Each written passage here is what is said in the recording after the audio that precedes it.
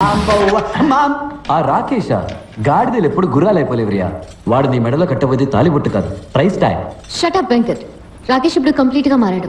అతను ఇప్పుడు price tag గురించి మాట్లాడట్లేదు.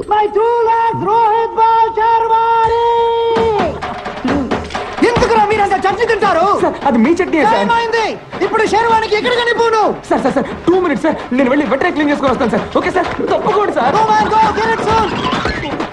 ఎవడ్రా చట్నీని కనిపెట్టింది?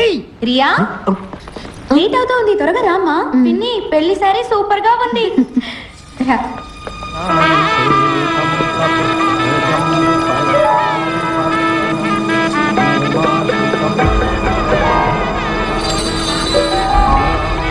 రియా, నేను నిఖిల్ని.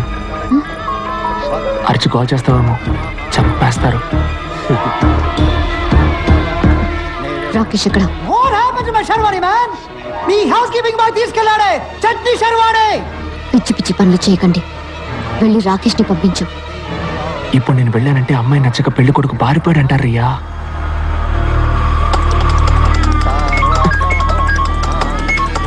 చెప్పు. నిఖిల్, ఇదే రైట్ టైం.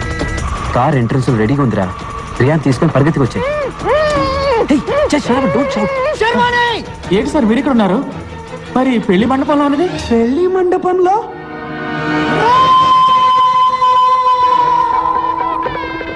ఇంకొక రౌండ్ తిరిగితే మన పెళ్లి అయిపోతుంది. రియా, నేను ఆల్రెడీ పెళ్ళైన వాడిని. రా, వెళ్ళిపోదాం. నా పరువు పోతుంది. నన్ను చూసి ప్రతి ఒక్కరు నవ్వుతారు. ఎవరో నేను చూసి నవ్వుతారని నీ లైఫ్ స్పాయిల్ చేసుకుంటావా? కైలా మహా అయితే ఒక వారం దీని గురించి మాట్లాడుకుంటారు, తర్వాత మర్చిపోతారు. ఈ రోజు నువ్వు రాకపోతే చనిపోయే వరకు నువ్వు ఆశపడ్డ జీవితాన్ని పొందలేకపోయానే తలుచుకొని బాధపడతావు. అర్థం చేసుకో. అందరి జీవితాల్లో ఏదో ఒక రోజు ఎటువైపు వెళ్ళాలా నిర్ణయించుకోవాల్సిన ముఖ్యమైన క్షణం వస్తుంది. ఇటువైపు వెళ్తే house keeping, Rakesh, price tag, నీకు ఇష్టం లేని జీవితం. ఇటువైపు వెళ్తే పాణి, లవ్, నీకు ఇష్టమైన జీవితం. నీ జీవితాన్ని మార్చబోయే నిమిషం ఇదే. నిర్ణయం తీసుకో.